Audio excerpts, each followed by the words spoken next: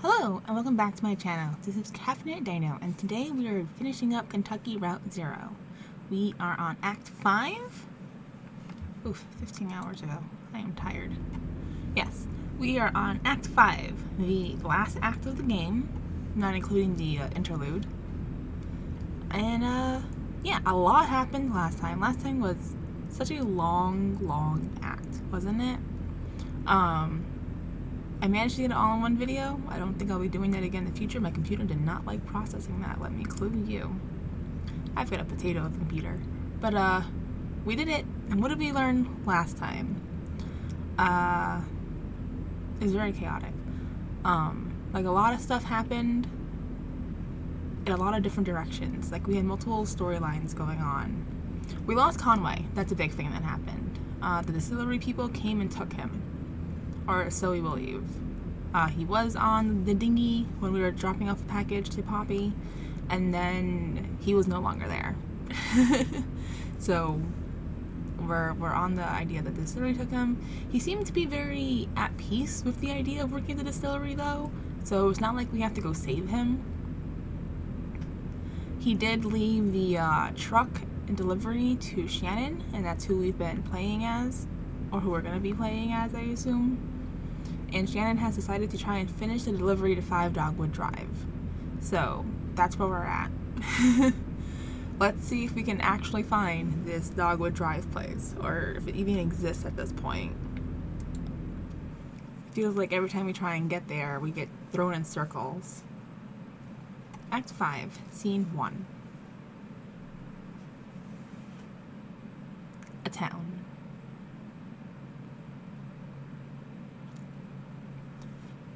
A town makes me think that we're lost. Oh, is it flooded? There was a terrible storm in the interlude. So maybe this is the aftermath of that? Oh, is it finally morning? We've been out all night. Oh, is that a dead horse? Oh no.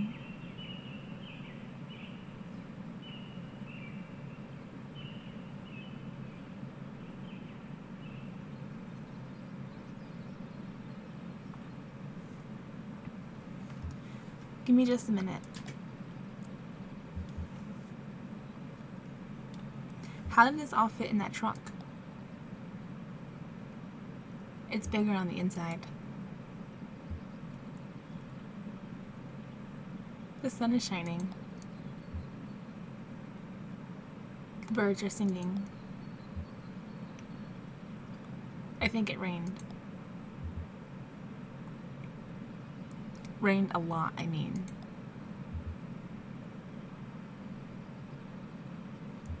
May I use your phone, Miss Shannon? Oh yeah, shit, the battery's dead. Anyway, who would you have called? I was gonna call Julian. He has a phone? Yeah, obviously. Isn't Julian I know he keeps saying that Julian's his brother, but isn't Julian also the name of the hawk? The big giant bird? I know we at some point said that he had a big phone in the sky or something, but I thought that was just being silly. So where is 5 Dogwood Drive? Right, no idea. Maybe we should split up? Okay, holler if you find anything.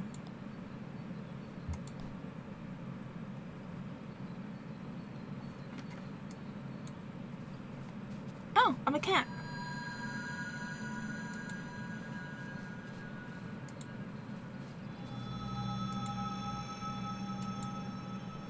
Can I go to the center here? Oh, I can. There was an interact thing in the middle. Oh, there it is.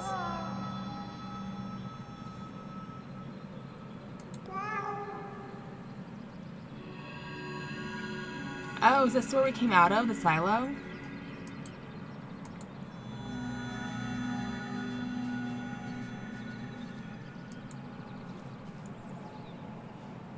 Nope, I want the interaction.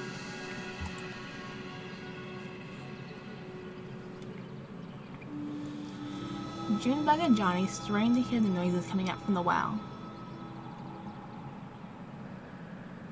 There's that weird sleepy singing again. Two songs overlapping, with the singers in each group. Johnny shades his eyes with his hand. You think the truck's okay down there?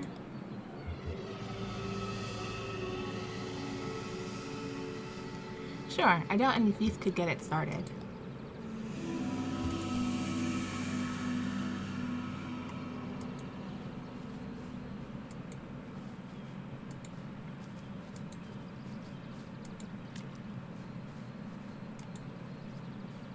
No? Can't talk to you guys?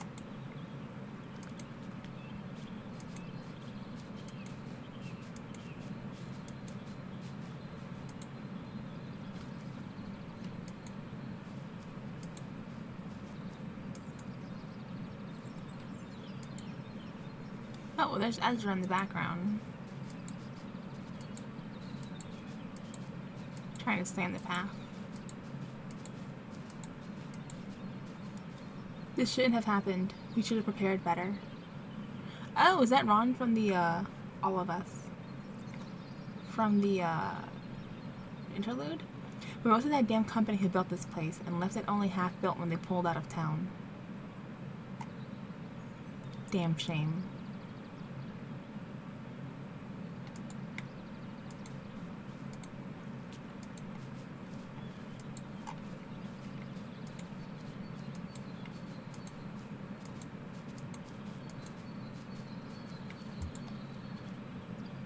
Oh, why did we come all the way over here to talk to them? And now you'll return to Chicago? Oh no, I'm heading to Ohio next. They have a few great burial mounds I want to revisit.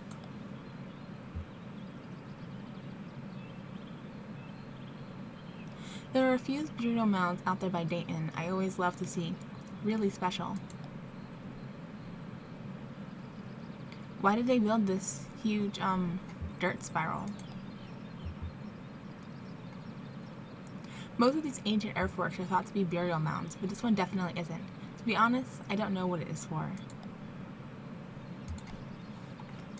Okay, I was over here before the kitty decided to cross. Ah!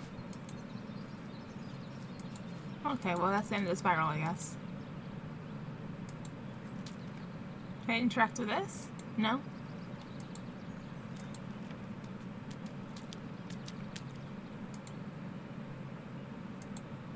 Oh, can't go any further.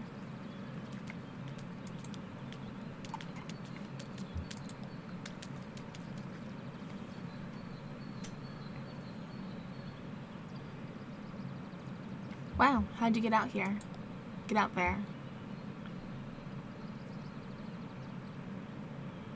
I slipped into a stream and held my breath as it carried me deep underground. Then what happened? Then I found a library of television.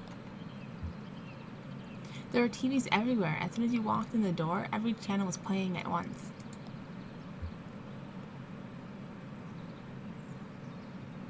Each tiny hair in my ear canal was listening to a different TV. There were so many voices, I kept hearing my name, but I couldn't figure out which TV set it was coming from. Sounds scary, but also kind of cool. Exactly. I'll take you there sometime if you want.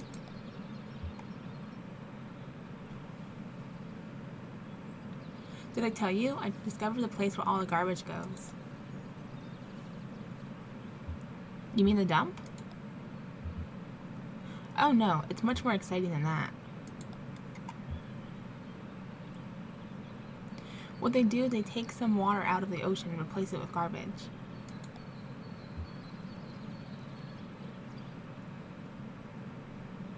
But the fish are getting very angry. Between us, I think a war is coming. We'll have to choose a side. I got to ride in a big truck and a tugboat. Then we both had quite an adventure. We should stick together.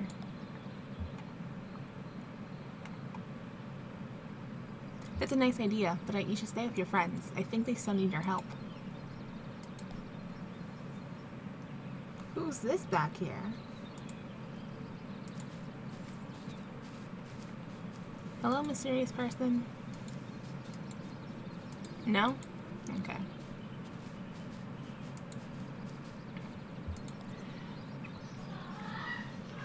Oh. Parrots.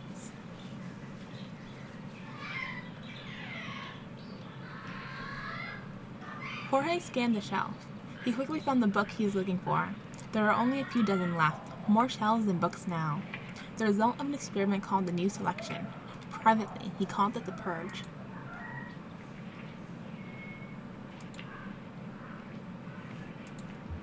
Oh, I can click the words. Let's click Purge. But only privately, in small groups of reliable complainers. The unspoken rule was to hold back criticism as long as possible. Experiments needed time to unfold naturally, without the interference of doubt. Jorge would have preferred to complain more freely. Criticism. Even the scheduled feedback circle sessions have been losing their teeth lately, he thought, a trend that coincided with Fraser's increasingly central role in the community. Fraser proposed and executed experiments just like any other community member, but experiments had a scorched earth quality. They were all disruptive. He moved from one area of the community life to the next in search of excess to cut back. Lately, he turned his sights to the library. The New Selection meant decimating the store of books according to Fraser's own inscrutable criteria. Now, we are guaranteed something vital every time we take a book off the shelves. No more time lost to printed chaff. Fraser's colorless voice echoed in Jorge's mind. He felt like spitting. Instead, he tucked the book under his arm and set off for the woods. Huh. Act 5, and we're still introducing new characters. Oh, hi, kitty. Where'd you come up here from? Follow a bird up here? Oh, where did you come from, huh? These folks are the ones who built this thing. They chased birds, too.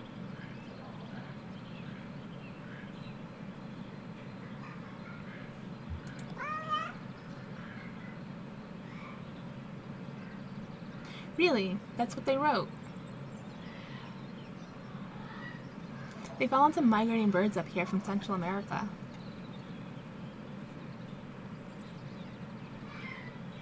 Some were up to Florida. And then here.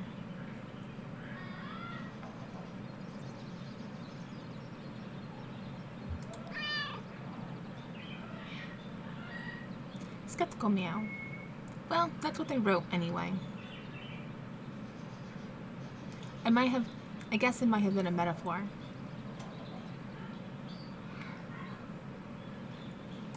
I was able to meow at the others and I just didn't notice it.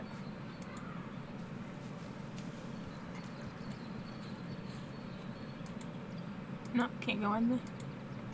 I guess I don't have thumbs, so that makes sense.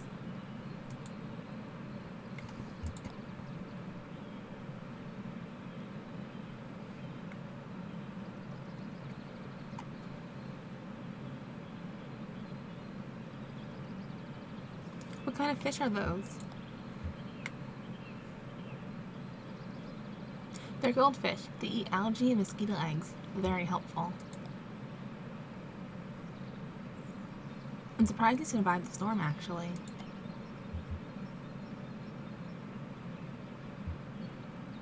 It was pretty bad, as you can see. Devastating, I should say. We're just dropping something off here.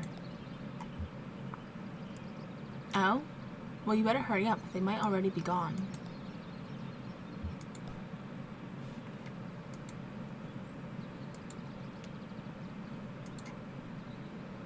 Another ghostly figure. Can I meow at you? No?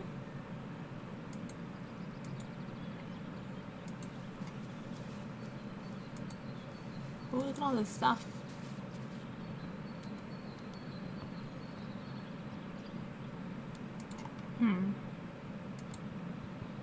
Oh, a whole crowd of figures.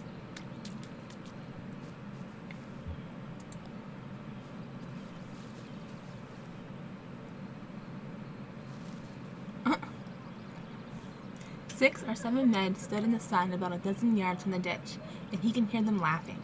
He tried not to hear them. Instead, he listened to the shovel punching through the dirt as he shaped the trench. It was wet dirt. Mud, really. It made a hungry sound as he shaped the trench walls. One man was louder than the rest.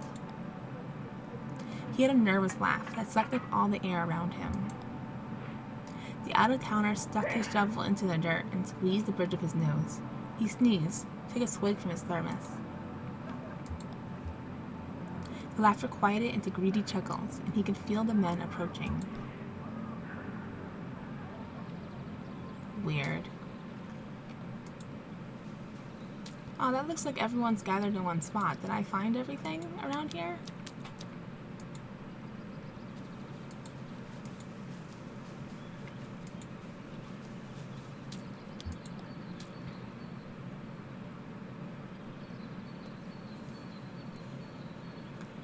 Emma gave Rita a tour of the cameras and wiring. She'd just been through a certificate program on the public broadcasting at the community college, so no surprise there. Nikki showed her the video data bank. James demonstrated the sand and image processor, and then Ron came barreling in with an urgent expression. I want to know what Ron came in with, but okay. Rita had entered the public broadcast program at Fishtrap Lake Community and Technical College with a vague desire to be a newscaster.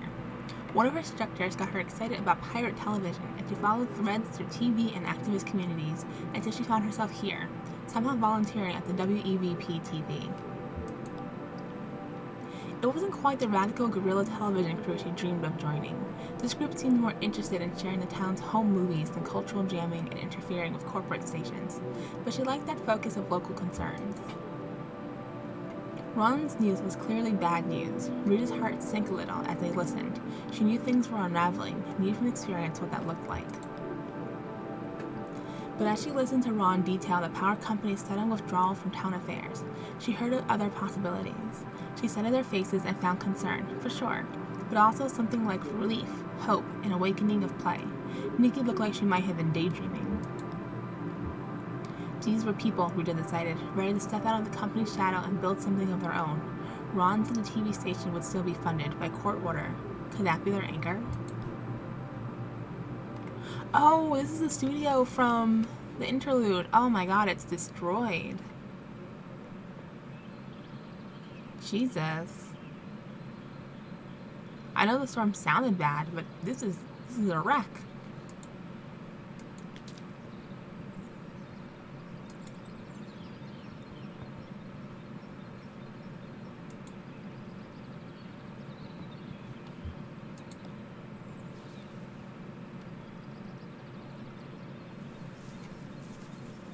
At first, they only observed the truck from a distance. It was an alien carcass. Suddenly made more sense in death than in life. The company had dropped it off in the middle of the day when everyone was at the plant. They let it sit overnight, alone and strange.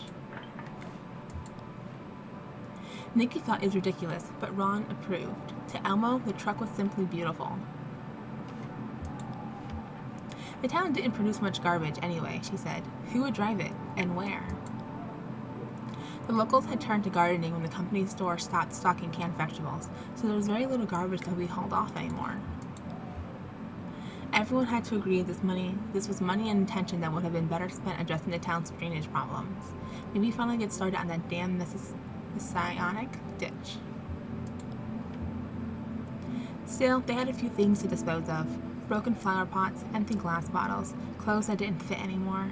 They gradually fell into the habit of collecting waste and gathering it to the truck. Once a month, some shadows would come in from the night woods and haul the garbage away on a cart.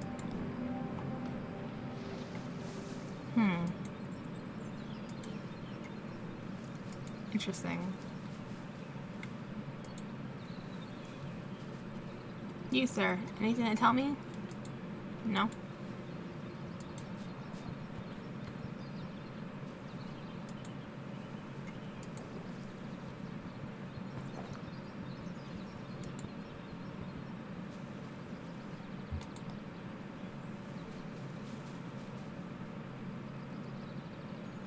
What's this? People hugging?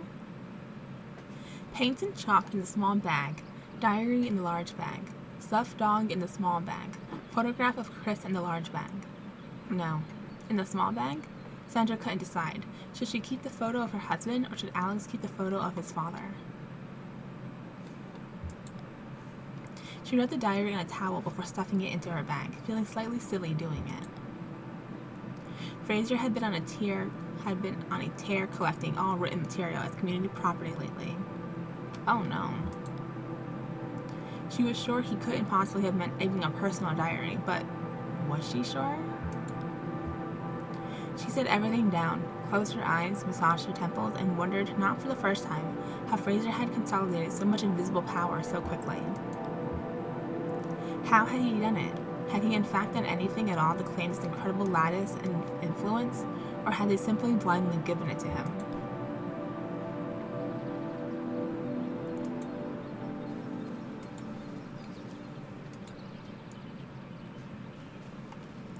Think I'll rain anymore?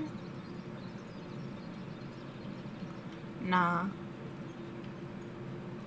I don't see any clouds.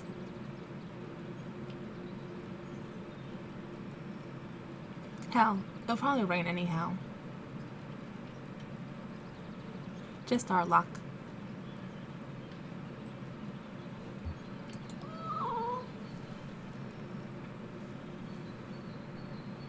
Oh, really?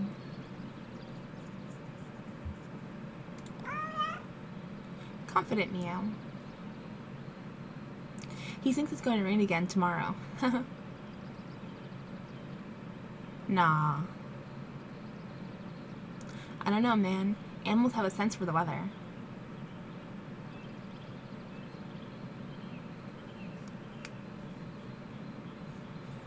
Oh, another kitten.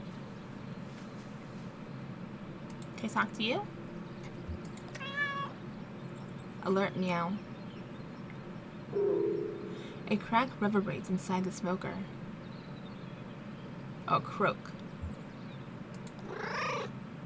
Excited meow. A frog slips out into the grass, too quick to see.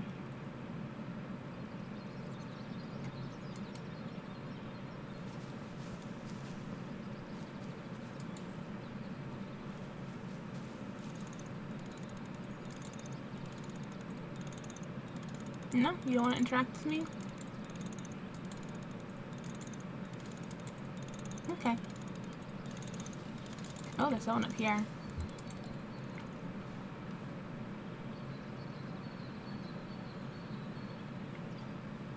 Who's this here? All I can read is better days. They put their better days to rest here. And Uncle Andreas, is he looking ahead or behind him now?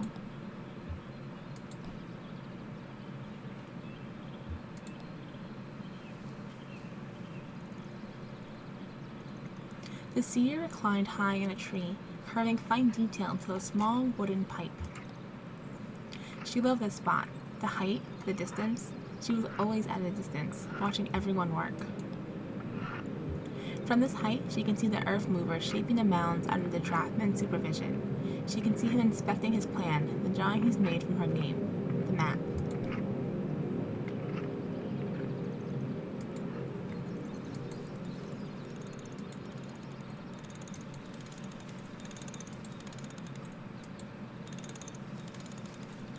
Nope, going around until about the stair.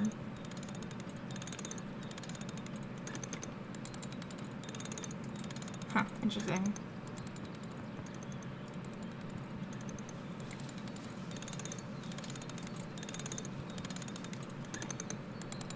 Hello? What are you doing?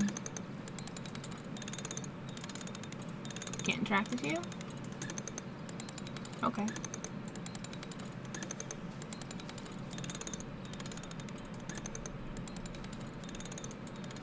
Oh, I think we're back at the beginning.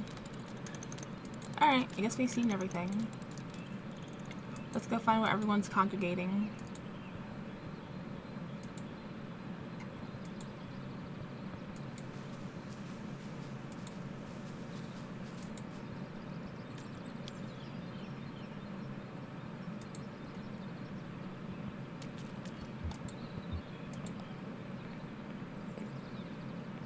What is this? Well, the mailbox says 5 Dogwood Drive. Really?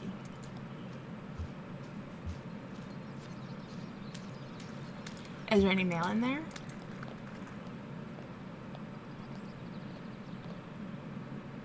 Like if someone wrote them a letter, maybe their name is on it.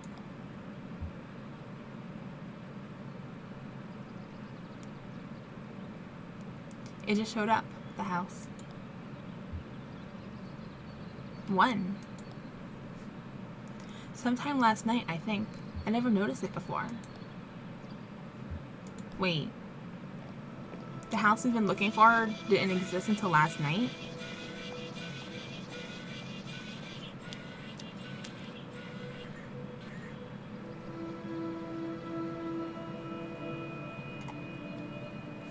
It feels warmer in here somehow, right?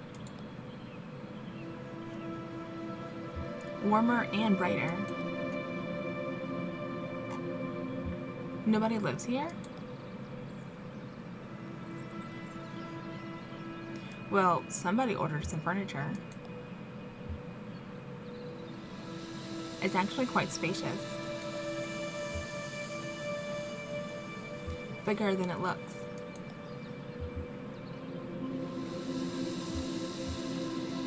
What this town needs is a kitchen. There's so much room though, we can set up a whole studio. A music studio. Cool. Oh yeah, lots of room. Plus everything we recorded would have bird sounds on it. That's kind of a cool signature, right?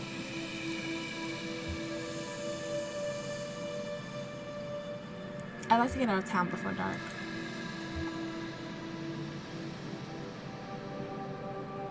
What's the hurry?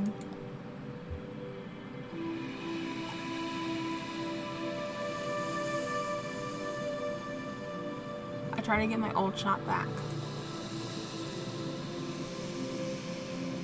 I'd love to perform in a place like this at sunset.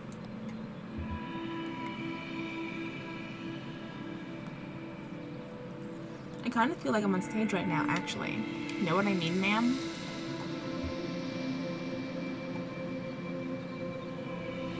Weird acoustics, like you get little echoes before the sound themselves. I like it.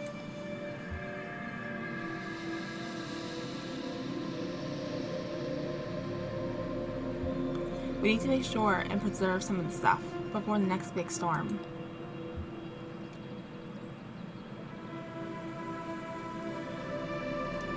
So whoever lives here next will know who came before.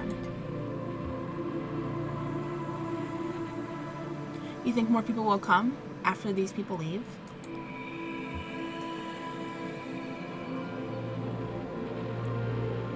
People will come. There's something about this place.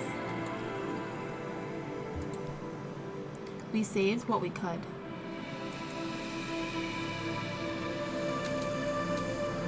Hey cat, I'll race you. From here to that pile of mail, okay?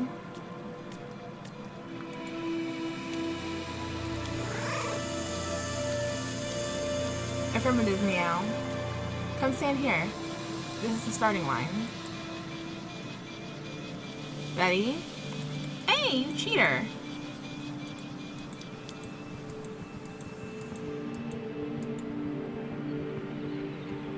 Alright. I guess cats play by their own rules, huh? Oopsie. I want to get closer to you.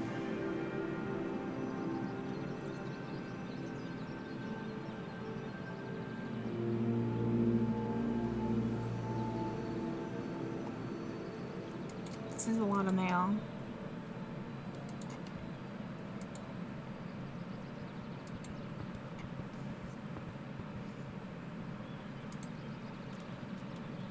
So now what? Do I run around again and talk to people?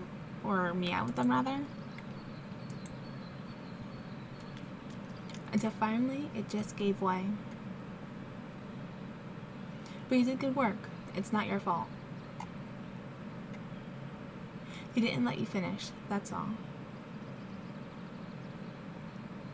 If they let you finish, forget about it. This place would be dry as a bone. You always did good work.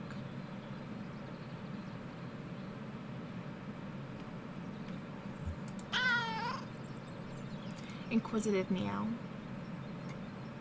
It's a memorial. Oh?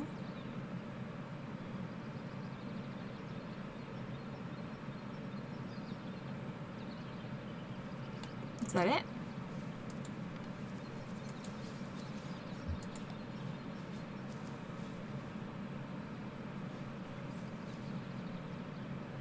Rita tore up weeds. Elmo stood next to her with a bucket. She passed him the uprooted weeds. He stuffed them into the bucket. They worked this way for a few hours. Dark clouds drifted slowly closer, but wouldn't arrive until evening. Rita left to get some tea. Elmo sat in the dirt. He pulled up a blade of grass and held it in the path of a ladybug. When it boarded the grass, Elmo lifted them both into the air. He held the bug close in front of his face and tried to count its spots. Rita came back with a plastic jug of sweet tea. They sat and drank for a while, and then got back to work. The garden was coming along as well as they could hope, given months of neglect. When the plant shut down, the company abruptly pulled out of the area and took a large part of the town's population with it. This included the Carver family, who tended this garden, the largest and most productive in town, for years. Rita and Elmo worked until it started to rain. The rain washed their sweat into the dirt.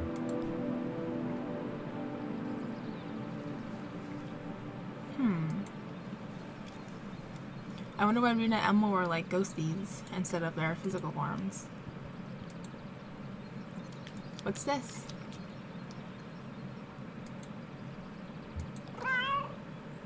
Curious meow. Oh man, it's totally broken.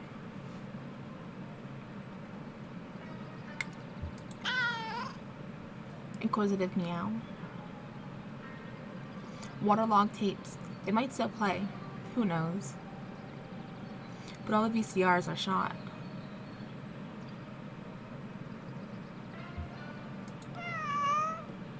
Sad meow.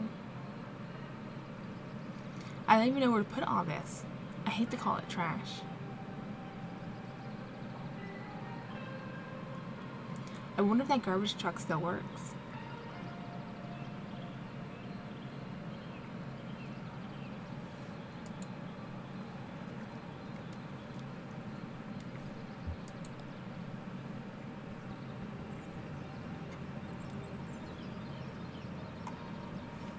Nice little setup you've got here. Yeah, it's alright. Many afternoons have come and gone right here, listening to the radio, taking a break from some maintenance work. What kind of bike you got? It's a custom job, the Vicious Cycle.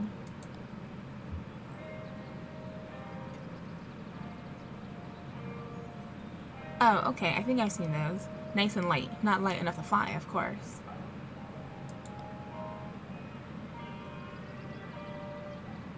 I guess you don't have much use for a bike in a town with no roads.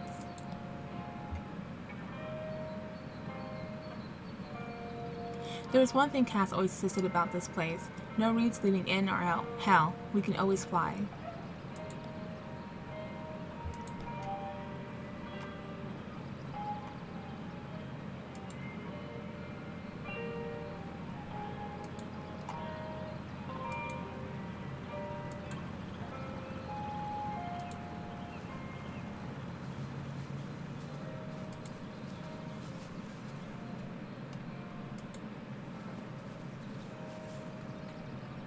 Oh, there's people here.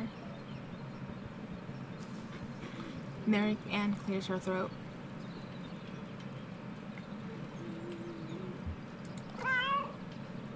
Inquisitive meow. Well, hello. Mary Ann nudges Wanda gently.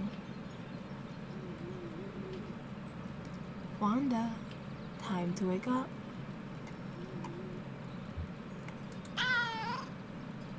Curious meow. Nope, dead to the world.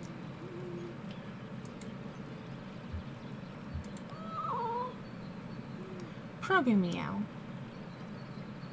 Just try again later, I guess.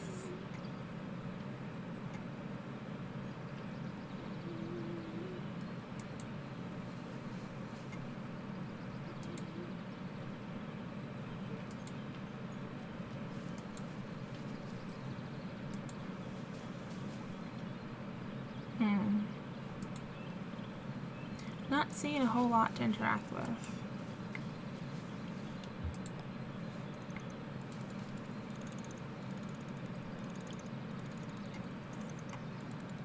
There's really never been a road to this place? Why not? Gentle cooing. How they manage that? A few chitters. Makes sense to me. A detailed series of chitters.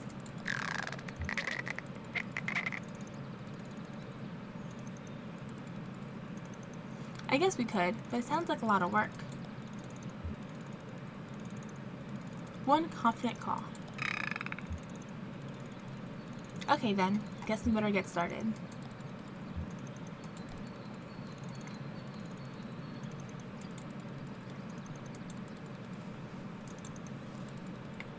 Can I talk to this adult? No?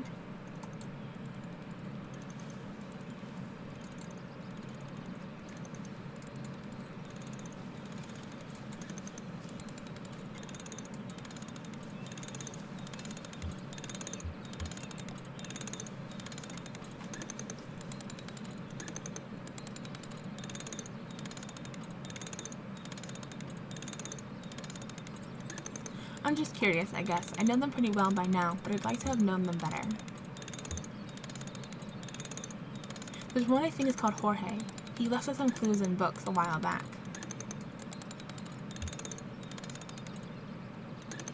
I leave the radio on for him at night. He seems to like the AM call-in shows, but just out of tune.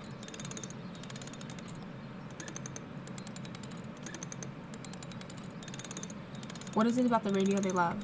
They all love it.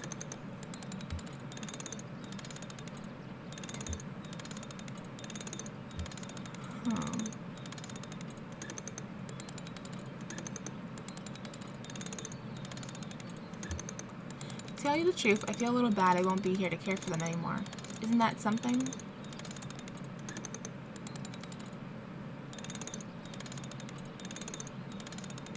For me, it's back on the road, a performance in Nashville.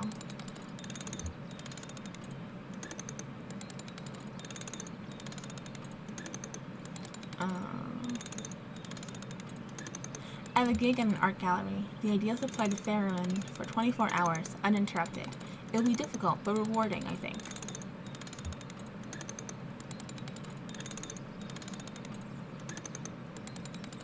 But with everyone gone, who will feed these ghosts?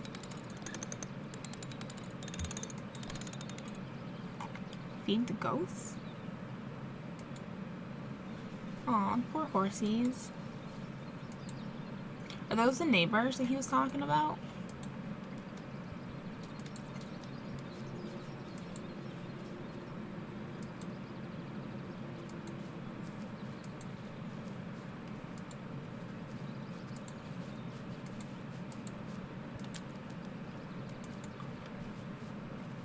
Oh, Flora.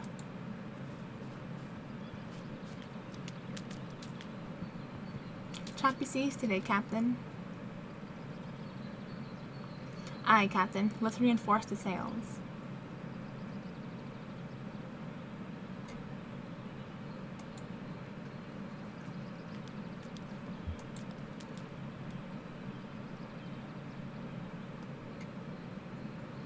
Clyde lay on his back on the runway, hand folded behind his head, halfway between dreams and the afternoon sun. He entertained the momentary delusion that he'd survive a plane crash and was vaguely unhappy when the dream faded. Coming into land, he slammed into a truck. The driver probably thought the runway was another road. The runway smelled like oil, years of leaky light aircraft taking off and landing. All the state said they wanted was to knock down some trees, many trees, and build a road tying the small town to the larger web of streets and highways that entomb the rest of the country. But Clyde and his inner circle of stunt pilots turned mail carriers knew that road would be the end of their secluded paradise.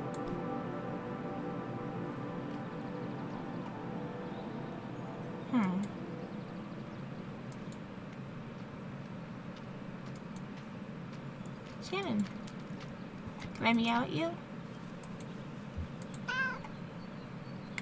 Greeting meow. Oh, hi, kitty.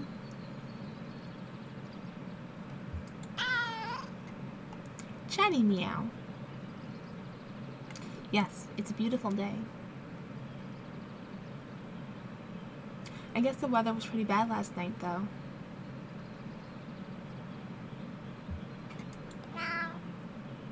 Confident meow. You're a chatty one, aren't you? Oopsie, oopsie, I clicked too much. Greeting meow. Ah, it started over. Damn it.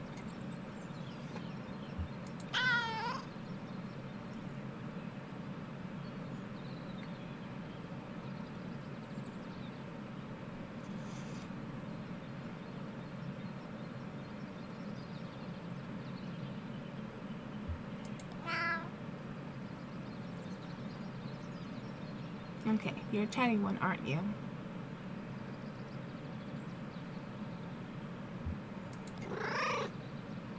Fanciful meow. Sure, whatever you say, haha.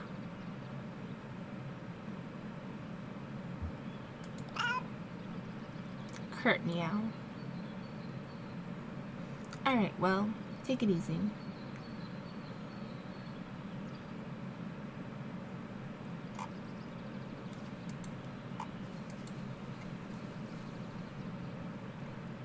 Yeah, I'd be worried about that too. Well, and it isn't just the rodents. The floors are mostly rotted, I think. You'd fall right through. I'm surprised they're still standing after last night.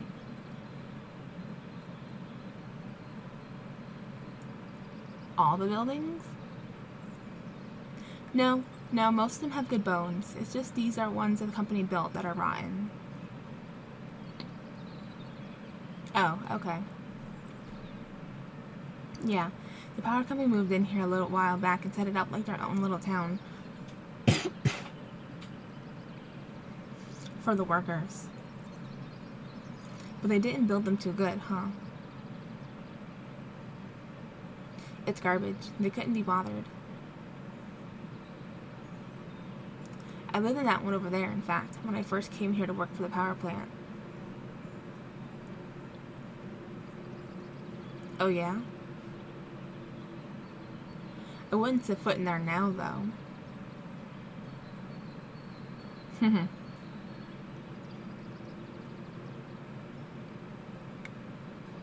I can't meow at you? No? Okay.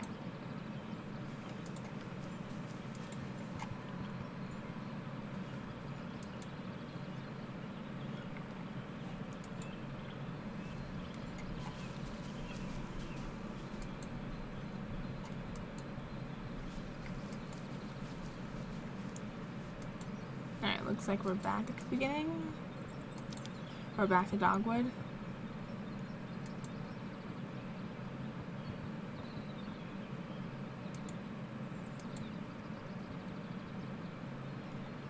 Huh.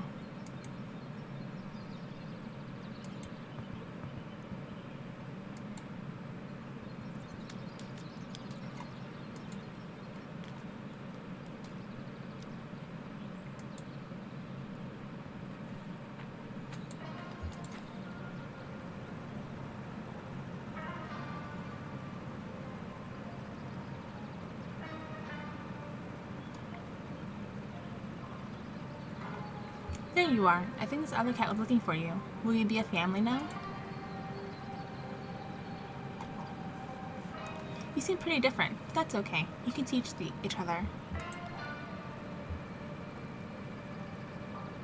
I should learn to play the drums.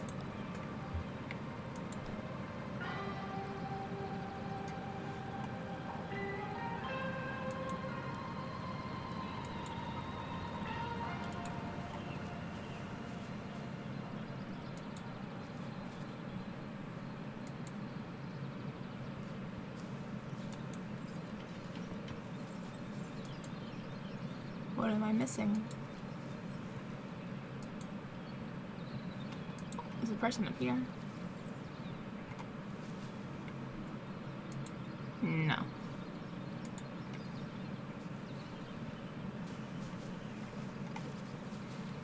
Oh, what are you painting? A horse?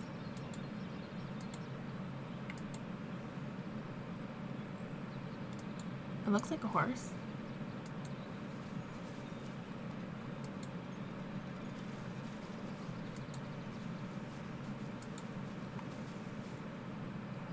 Heavier than they look. Sure, everyone's heavier after they passed. It's only natural.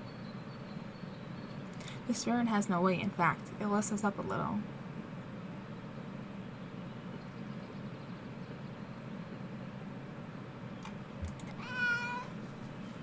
Greeting meow. Oh, it's you again.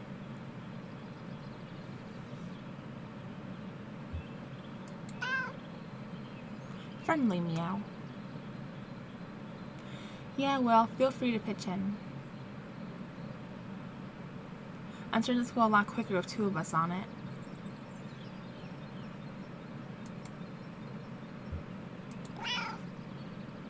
Argumentative meow. Busy, huh? What, left a sunbeam unslept in?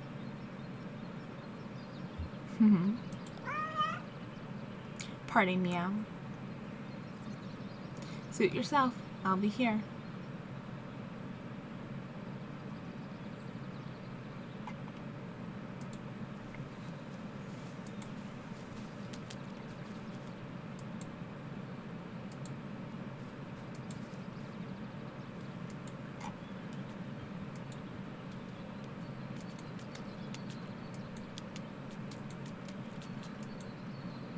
Oops, I hiccuped.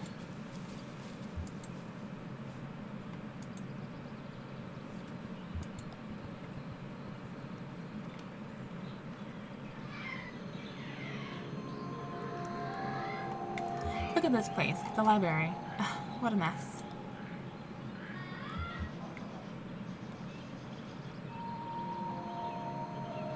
I'm basically like this building's only next of kin.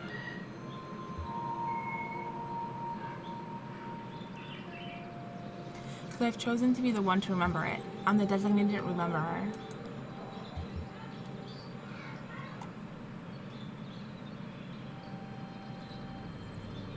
I have a gallery of obscure corners I revisit each night. It helps me fall asleep.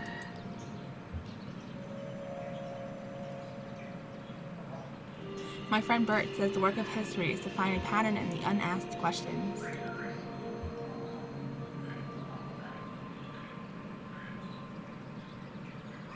In the evening when the Chinese wall was finished, where did the masons go? You'd fit right in here. Sure, it's a mess right now, but there's some residual energy from those fearless experimenters that I don't think will ever dissipate. I could stay here.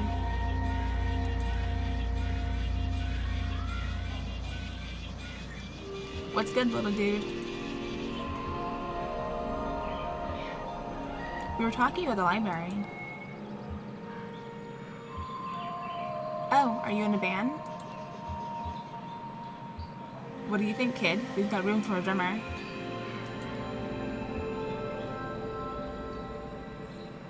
I'm great at drums. I know where all the buttons are. Ron dug a grave.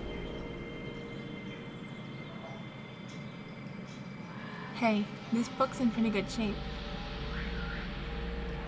The City of Ladies. Interesting.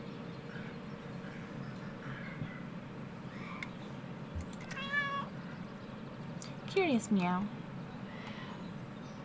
No, I've never read it either.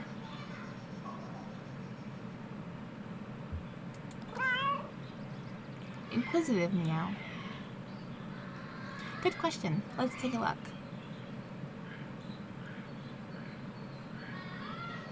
Here we go. Minerva, Circe, Sappho, and some ladies from the Bible.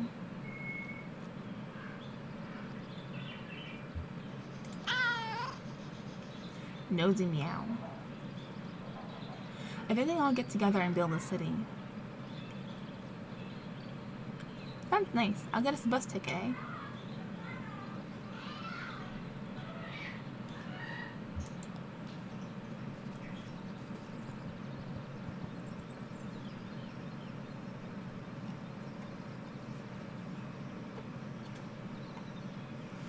And ever since then, I've just been treating it like a little cafe for the town. Oh yeah? You'd like to cook?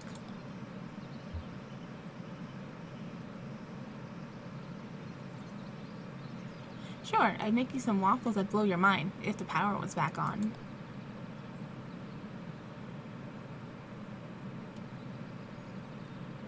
If you want, and you promise to keep it secret, I'll pass on my waffle recipe before I head out. Well, where are you going? No, I'll take my waffle recipe to the grave. Why so secretive?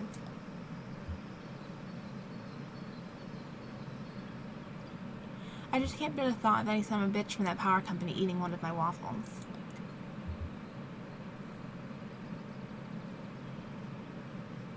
I once led a demonstration march right down this main strip here, back in the old days.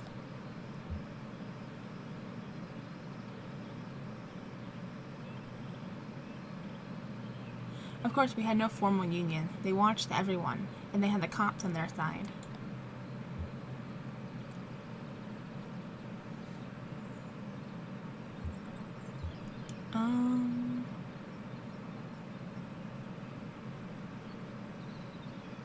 In the end, we extracted a few minor concessions, and the company pulled out of town before any real bloodshed could get underway. Mostly.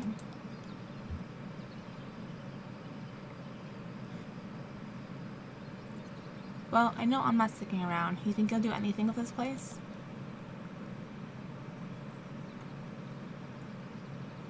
We'll think of something. What are the acoustics like?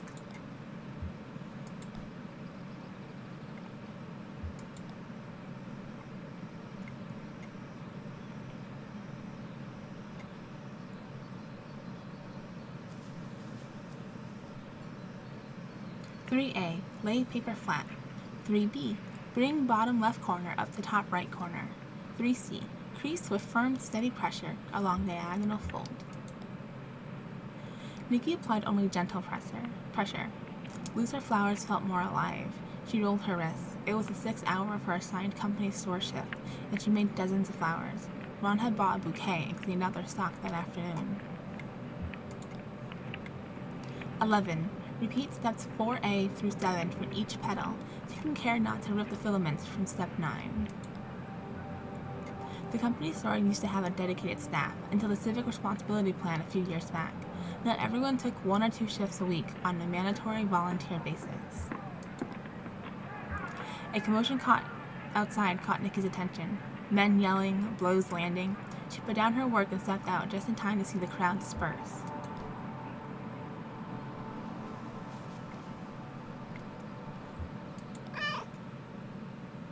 Curious Meow. Something brown scurries up the side of the tree.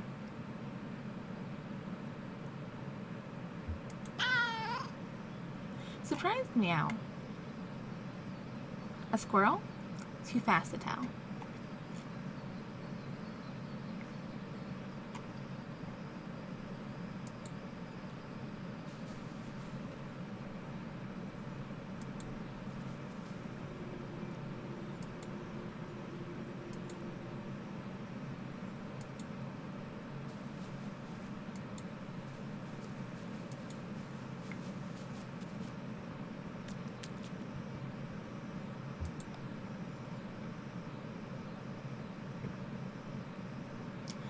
Clyde and Cass sat cross-legged in the shade of a light aircraft, Cass shuffling cards and Clyde absently flipping through a stack of unopened letters.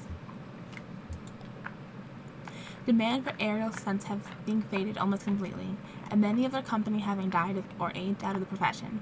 Clyde and Cass found their remaining pilots a steady flow of contract work delivering mail to remote rural areas, but this place was abandoned.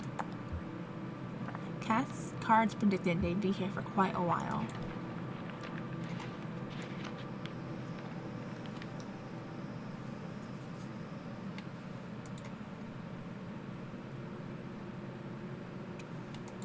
Oh, there's more stuff in here.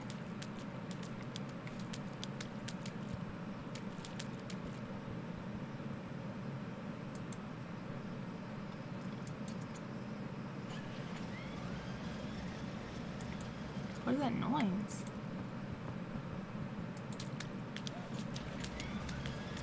Oh.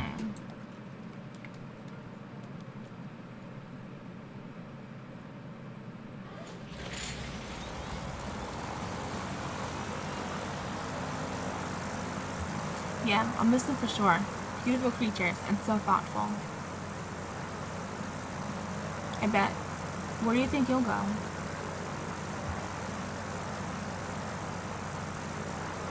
Yeah, hard to say. Everybody's leaving, not that I blame them.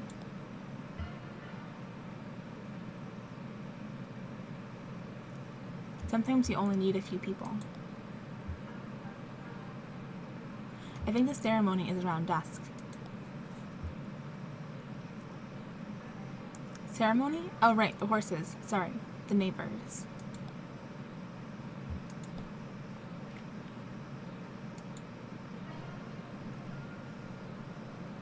Where are you flying to? Flying? Huh. I'm just checking to see if everything's working okay.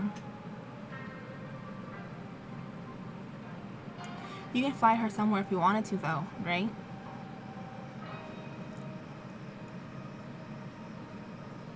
Of course. So why don't you? Here you go. Keep your distance now.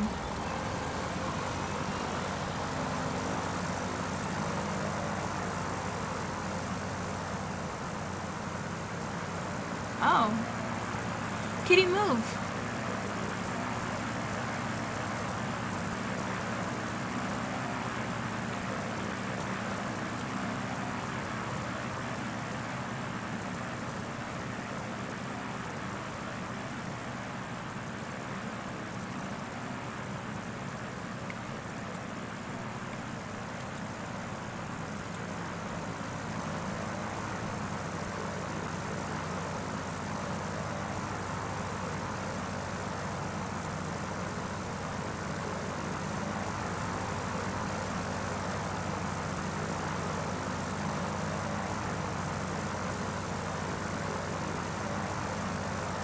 Are you gonna take off?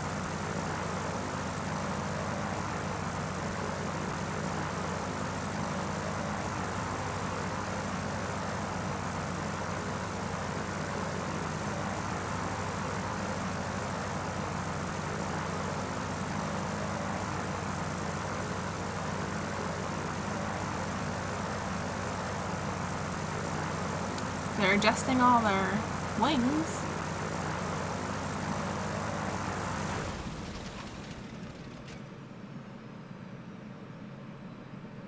Oh, what happened? I can't talk to you no more? Okay.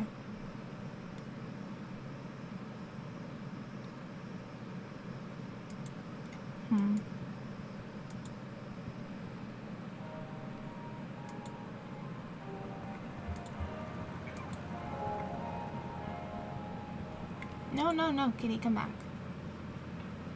I was trying to click this person.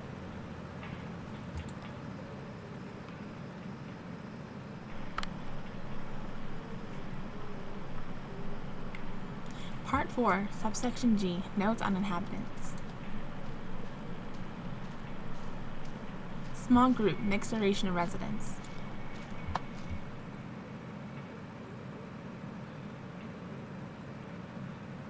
Bureau of Reclaimed Spaces, right?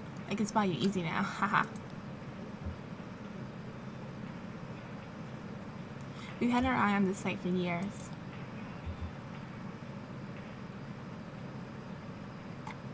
Alright, well, don't set up shop just yet, huh?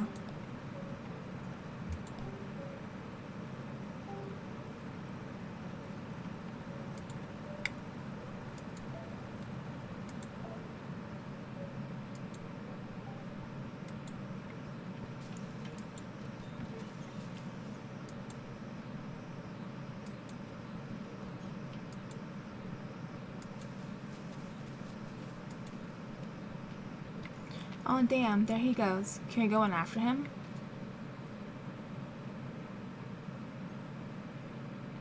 In the bushes? Yeah. After the raccoon? Yeah. No. But it's probably full of thorns. Yeah, but raccoon. It's not happening. Okay. Oh, don't pout. Tell you what, if the raccoon comes back into town, we'll leave some food out for him. Yes, ma'am.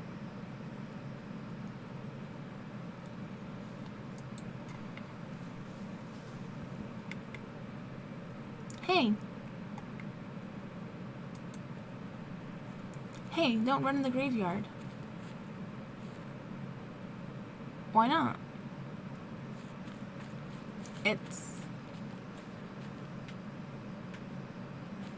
People are trying to rest.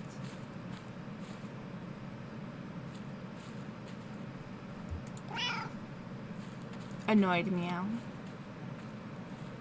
Agreed.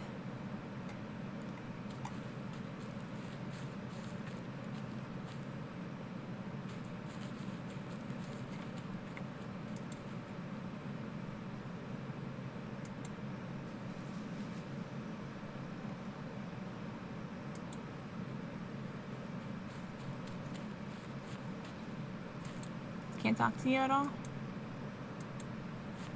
Okay.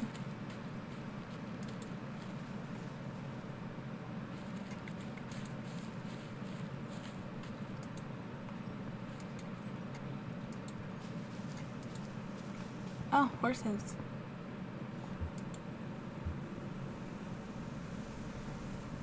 Or the neighbors, rather.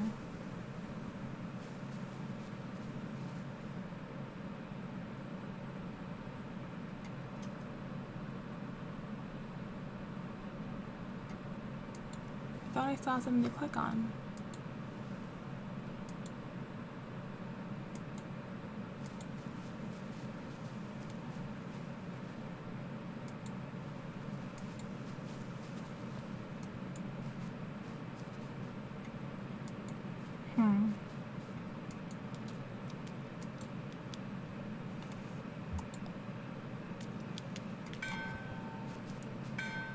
Well, it's that big bird up there.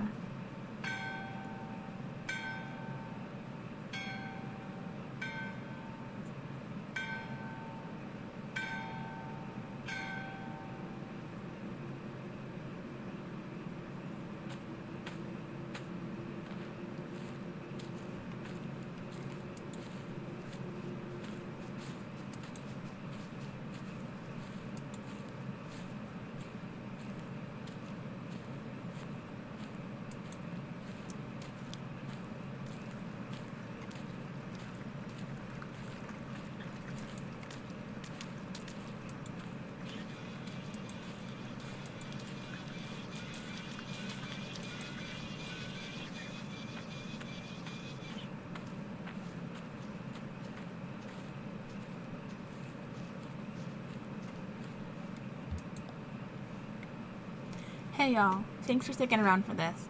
I know we all got places to... Well, if anybody still needs somewhere to go, be sure to speak up, okay? I think Ron's heading through the woods tonight, back to the road if you want a caravan.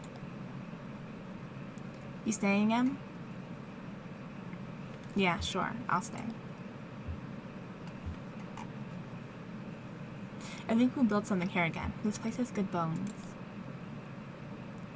For right now, though, we've got some friends to bury. The neighbors. Nikki has a poem, and I have a song. If anyone wants to say anything, though, I'll go first. The neighbors were kind, gentle, beautiful horses. I used to go on walks with the silver one, out in the woods by... Why didn't anybody ever give them names? The silver one, well, I guess he was gray, but his coat looks like silver in the light, so I always called him that in my head. And the other one is the other one. And I love these horses, but you never know it if you heard me talk about them like that. So I'm sorry, silver one and other one. Sorry I don't have better names for you. You deserved better names. Also sorry I'm so bad at this. Anyone else have anything to say?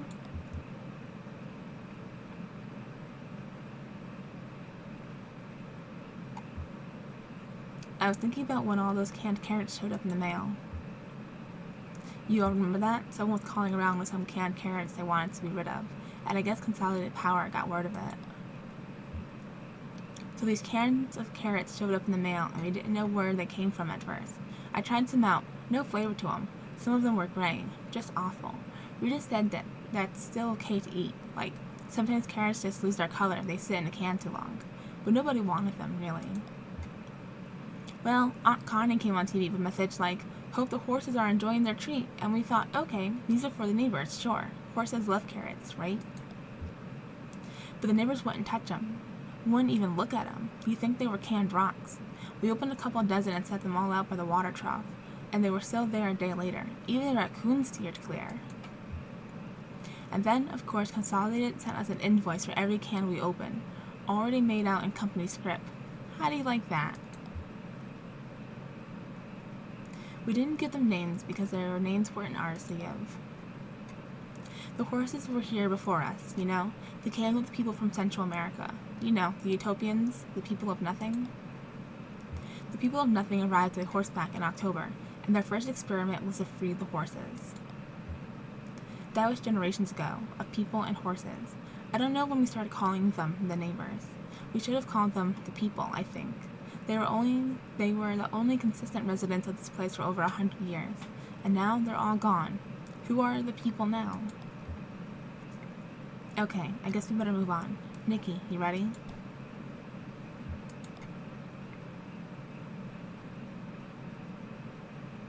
Thanks for sticking around. Like Emily said, it's so good to have you all here for this. I think the neighbors would have liked this, all of us gathered here. They like to be around people. Maya, you and our other visitors might not know about the out-of-towner. He came here to work for the company, to dig a ditch, and the company worked him good and hard, and for less than he was worth, but it wasn't enough. They had to use him up completely. After that, we became ungovernable, first out of shame, then grief, then anger.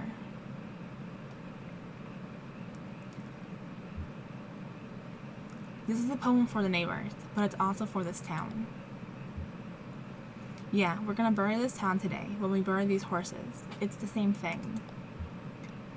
We're gonna bury these horses, and what do you think will happen next? We'll all walk out into the woods and leave this place empty. No, I guess some of us might stay and build again. That's alright. It couldn't be me, but the try is your birthright.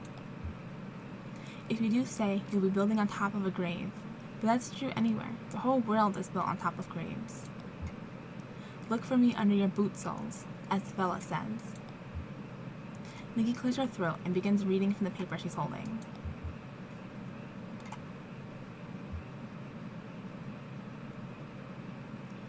We all leave town and call that town a ghost. What ghost gave this town breath and made it home? And now that breath has gone, we buried it here. Who's left is not a ghost, it's just the bones.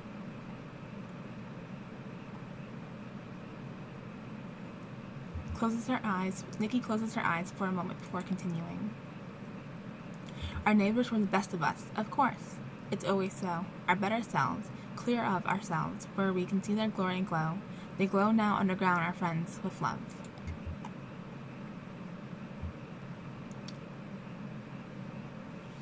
Our neighbors left us here. though not alone. Where friends have gone, we hope one day to go. Here we lay our town and friends to rest.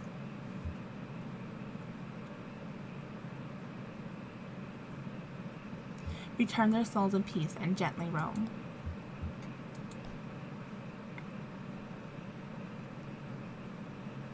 Then we buried the horses. I've heard of a land of joy and peace and wonderful life, a beautiful place of mansions fair and skies so bright, where all who believe the Savior dear forever shall stay. And having been saved by grace divine, I'm going that way. I'm going that way. I'm going that way. Yes, dear, the Savior I adore is with me each day. I'm clinging to Him and never to stray, just singing praises all day long. I'm going that way. Well, glorious news I tell and sing as onward I go, for those who are still astray in sin, my Savior may know. I want them to sing that praise above some beautiful day. For glory to Him who died for me, I'm going that way. I know I shall meet Him at the gate when trials are past. I know I shall meet Him face to face in glory at last. Oh, I believe that when we meet, well done, He'll say, while trusting that soul redeeming love, I'm going that way. I'm going that way. I'm going that way. Yes, dear, the Savior I adore is with me each day. I'm clinging to Him and never to stray, just singing praises all day long. I'm going that way.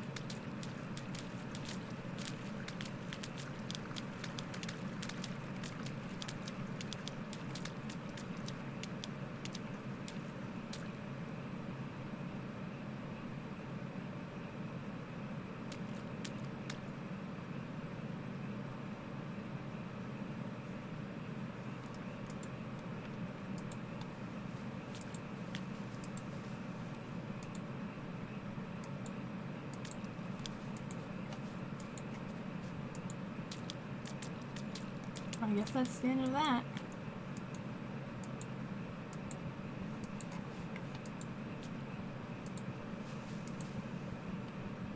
Oh. Was this here? This isn't Dogwood, is it? No, I don't think so.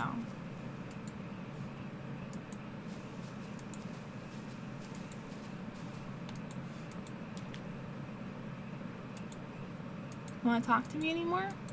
No?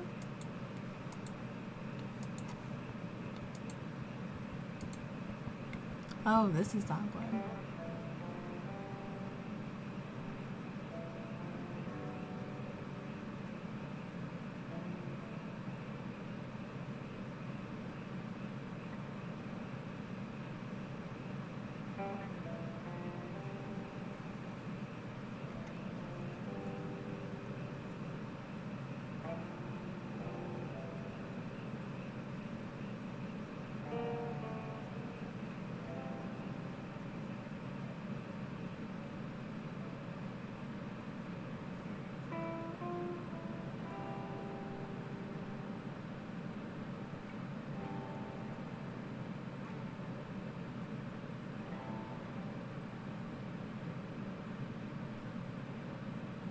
That was all one scene, huh? Right? We didn't see the Act 1 or Act 5 Scene 1 at all. The end. Oh boy.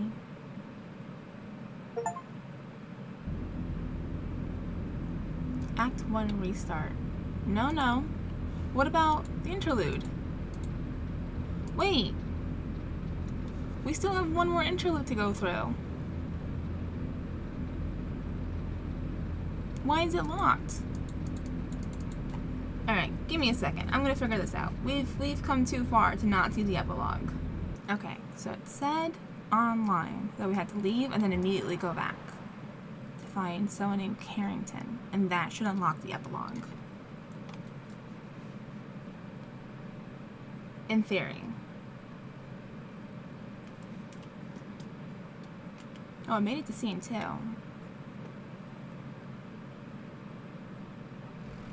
Ah, here you go. You, sir. Are you? Stranger. Okay. Find Carrington. Okay. And that's only a few miles outside of Hodgenville anyway. I don't think you can do much better for accessibility, and they got that new gas station to folks get lost. But maybe they should feel lost, Joseph. Just as lost then as we are always already lost. Just like poor itinerant cyclists wandering the road looking for a home. Well, that's a way to look at it, I guess. Well, hello. I heard that old truck rumble on up. How's that dog? Say, maybe you can help this fellow. He's looking for a venue. Is that how you say it? Right? Sure, I have an old friend who runs a bar. They've got a real big stage. No, it can't be indoors. Impossible. But I'm obliged you stop a moment to help me work this through. Let me explain my charge. I've dedicated my last 12 years to the design and orchestration of my life's greatest work, a grand, broadly experimental theatrical adaptation of The Death of the Hired Man by Robert Frost. Yeah, I've read some of this stuff. Yeah, he's pretty okay. Not one of my favorites, but Carrington here has a knack for drama. Well, drama is really my second love. My higher calling is pseudoscience. So when is the performance? The event to be performed tomorrow morning, just before dawn, but in the spirit of tragedy, our venue fell through at the last moment. I've been out all day driving the highway looking for a replacement, eyes fastened to the landscape like a hawk scouring the field. So like a hawk, in fact, that I failed to keep an eye on my gas meter. I'm here waiting for the tow truck to bring my car so I can get back at the task. But I don't mind keeping an eye out for a spot. I'm on a drive anyway. If you have attention to spare, I'd be grateful. Somewhere outdoors, somewhere intimate, somewhere tragic. Okay. So I think that's all we had to do to get the, to unlock the epilogue. So let's... What does Anthemia mean?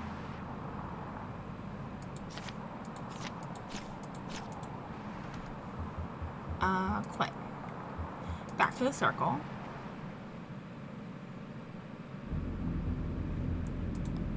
Here you go, Death of the Hired Man. That's the epilogue, I guess, because it's after chapter 5. Or act 5. So let's see what this is. And then we'll be done. Death of the Hired Man.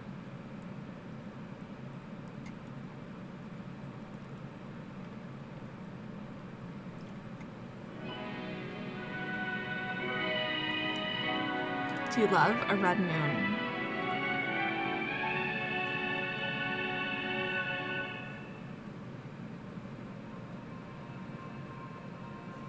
Mexico?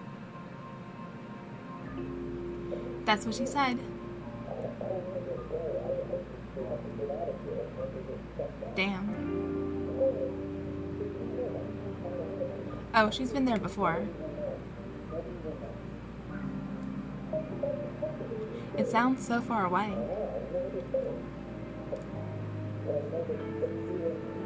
She lived there for years. Why did she come back?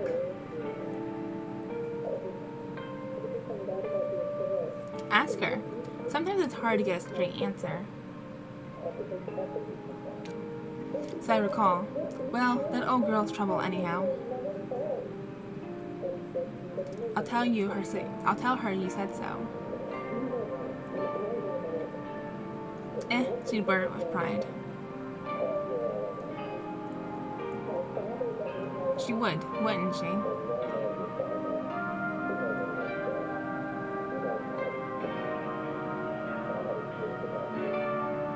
How's business?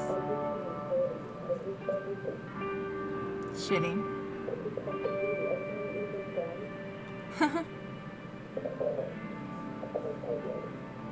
Sure, you laugh.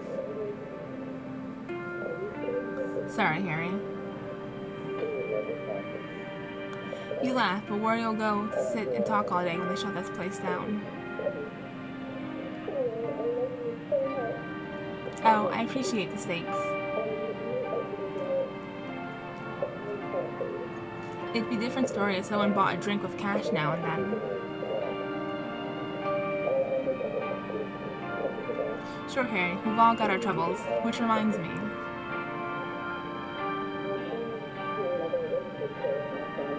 I'll pour 'em. No, it's not that. As I was leaving the bureau, I ran into someone else. Uh-huh. Your erstwhile janitor. I bet. What'd he have to say? In fact, he suggested he might come by and clean your facilities.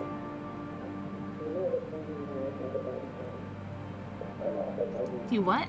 I told him never to. Now, Harry, be kind. I told him.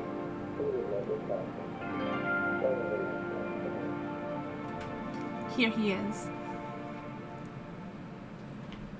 Now? Be kind.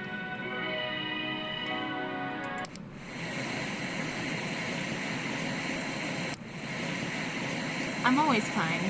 How does it look out there, Brandon?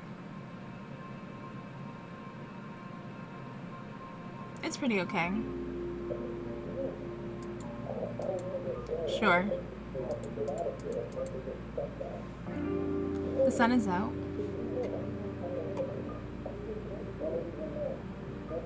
Imagine that. I mean, it's clear skies.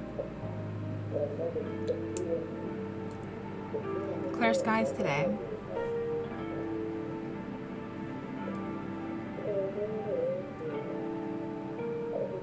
Well, I'll get started. Listen, kid. Just go on back, my young friend. We'll check in on you shortly.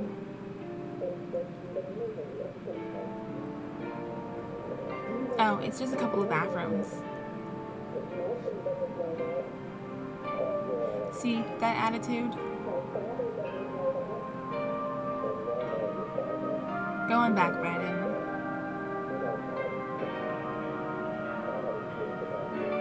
Okay, I'll start with the ladies. Fine. There's nobody? Nah, it's just us and the kids. Oh, hey y'all, what are you watching? Some soap opera.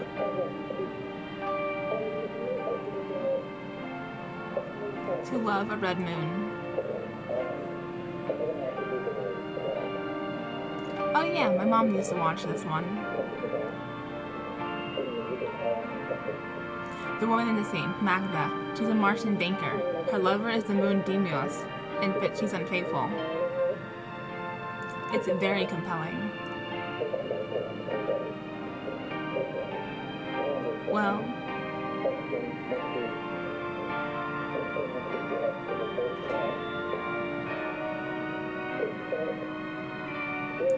see, Harry, a little bit of kindness and you got your janitor back.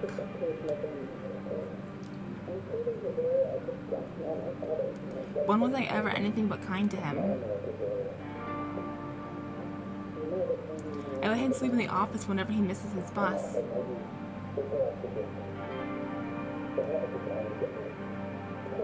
But he's not dependable.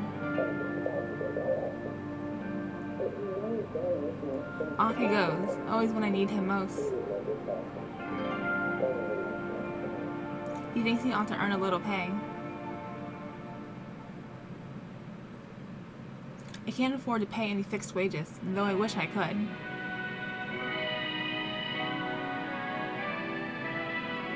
So when someone else can pay, then someone else will have to. Not so loud, he'll hear you. I want him to. He'll have to eventually.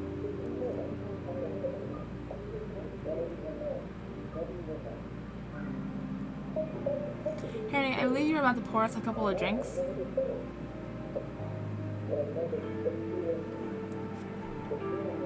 This damn bar is like a muddy, black little pond where everyone who stops to drink falls in and drowns. Now, Harry, who would drink from a muddy black pond? There's always someone thirsty enough.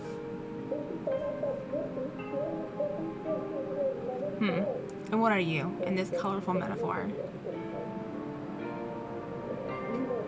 There's another set of bones at the bottom. I'll drink to that.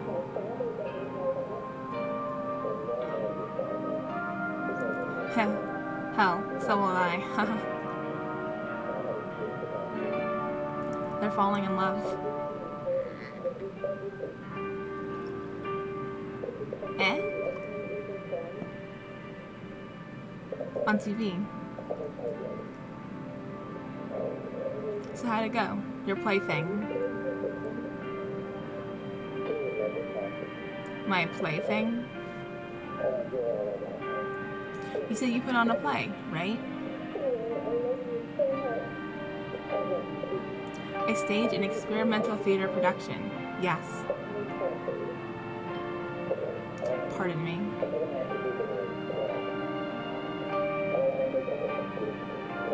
If you must know, it was a disaster.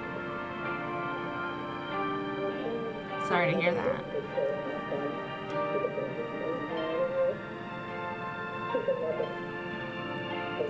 On the topic of my production, the less said, the better.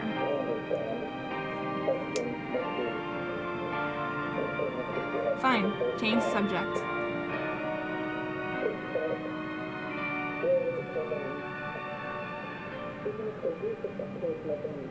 It was doomed from the start, really. As I watched the sun rise that morning in front of Eckes Oils,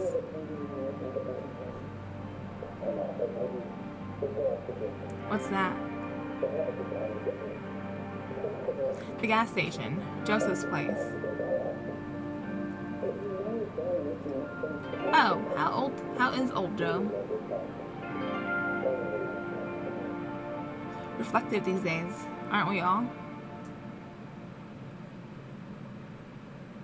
Wait, you did your play at a gas station? I staged. Yes. And nobody came out, huh? I'll be damned. An uncommon venue by design. It's unique, I'll give you that. Even if an audience had materialized, there were other gaps in the production. Okay. The cast and crew, also absent. Damn. So I alone stood there at sunrise, with no play and no audience to miss it.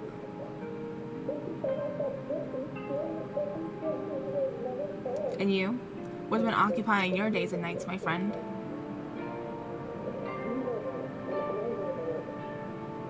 Not much. Sometimes I go down to the store and restock, but then it's straight back home. Home? You mean this place? I guess. Sounds pathetic, doesn't it? Not at all. No, you had it right at first. This bar is no home. It all depends on what you mean by home.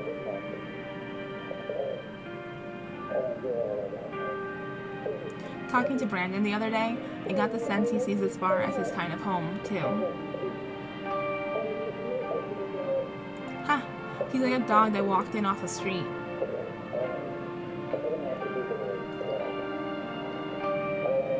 And what do you do, Harry, when a dog walks in off the street?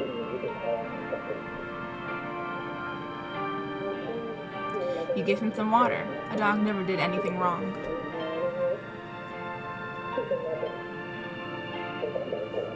Home is a place where, when you have to go there, they have to take you in.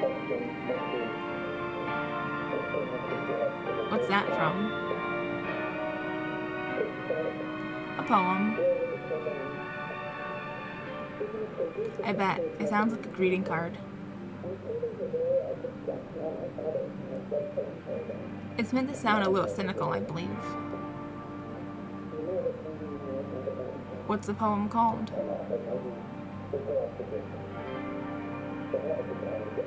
The Death of the Hired Man by Robert Frost. Oh, of course. Only the poem which served the basis for my doomed experimental stage production. I'm sure it's a great poem. The next line is, I should have called it something you somehow haven't to deserve. Huh? Mean anything to you?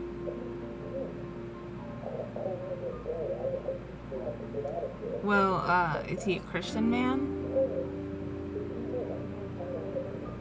Frost?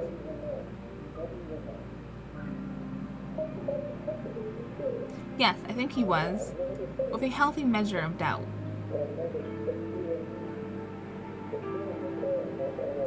It sounds to me like the grace of God.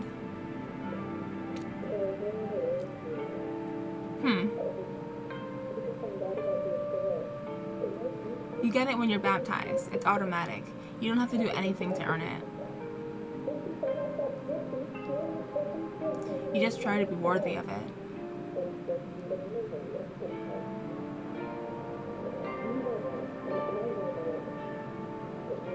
What do you think?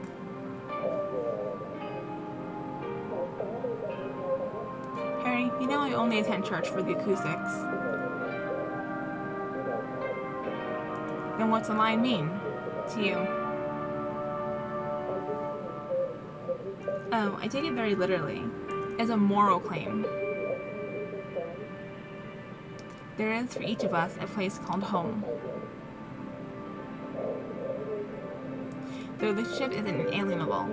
That's our birthright. No one may keep us from this place. Says who, though? I mean, who enforces it? If God won't, then it's up to us. I guess you think the same goes for that kid back there.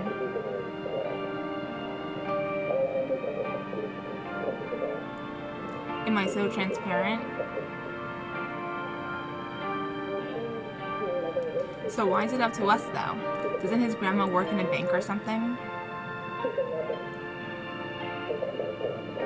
Does she? I'm pretty sure I heard that. But Harry, don't you think that if he could get help from family?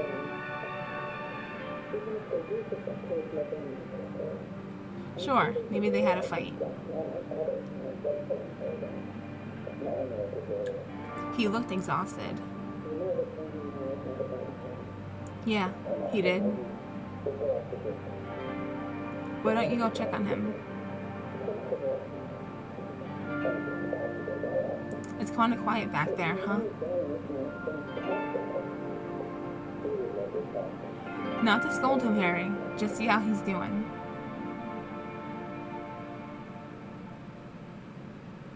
Yeah, alright.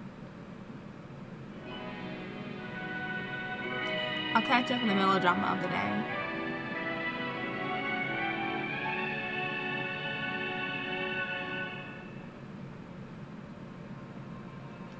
Well, you've been glued to this program all day. What do you make of it?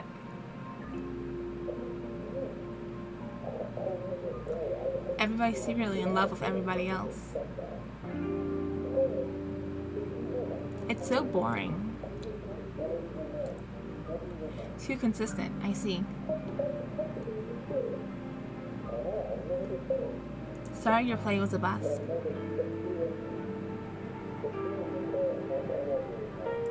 Live theater is always a risk. That's what makes it interesting. I agree.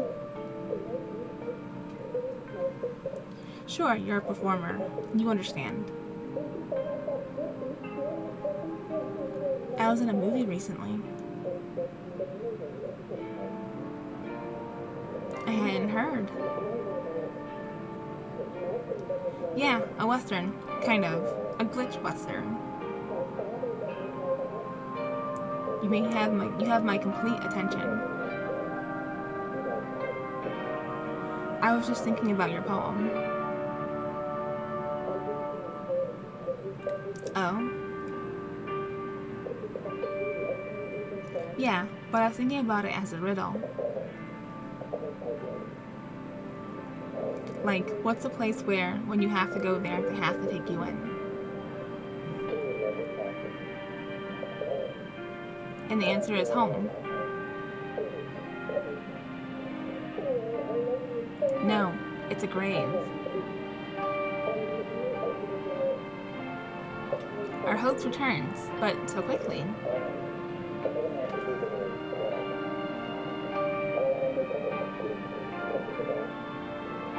Well, did you and the young man have a heart-to-heart conversation? How is he? He's asleep, on the floor, with a roll of paper towels as a pillow.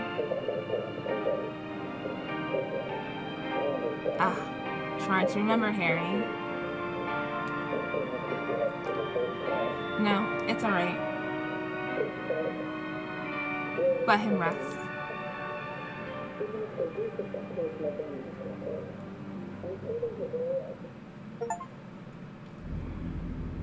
That's the end. Another seemingly random scene. So Harry is the guy from the bar. He's the bartender. that we've seen a couple of times, who everyone pays him in IOUs or something. He doesn't have any money left. Carrington's the guy we just met in Act 1, who we had to meet to unlock this scene. I don't know who Brandon is. That name's not ringing any bells. Very end of the game and introducing new characters just seems wild. But yeah, that's the end of that. We finished it. Whew, my throat hurts. That was a lot. I hope you guys enjoyed it though. What do you guys think? I think this was a very complicated story. It definitely isn't very linear. Like, the gameplay is linear, yes. But I feel like we have like multiple storylines going on at the same time. And like different things going on all at once. So we started with Conway, met Shannon, and ended with Shannon. Conway left us last time, in the last episode. We picked up Ezra along the way. We don't know what's happening with him. He might join Junebug and Johnny, it looks like. Which would be nice, I guess, because Johnny wants to have a third person join them, although I don't know how he'll ride in the sidecar. They won't both fit. So that's going to be interesting. Yeah. Interesting game. I like that. A little confusing. Definitely gotta like sit and digest it a bit. But if you made it all the way to the end, thank you so much. You guys were the best. Not as long as yesterday's video, but still a long video nonetheless. Please stay tuned for what we play next. I don't know what it's gonna be, but we'll find out. If you please like and subscribe if you haven't done so already. It really helps the channel grow. And I'll catch y'all next time in whatever we end up playing. Thanks for hanging out with me. Bye!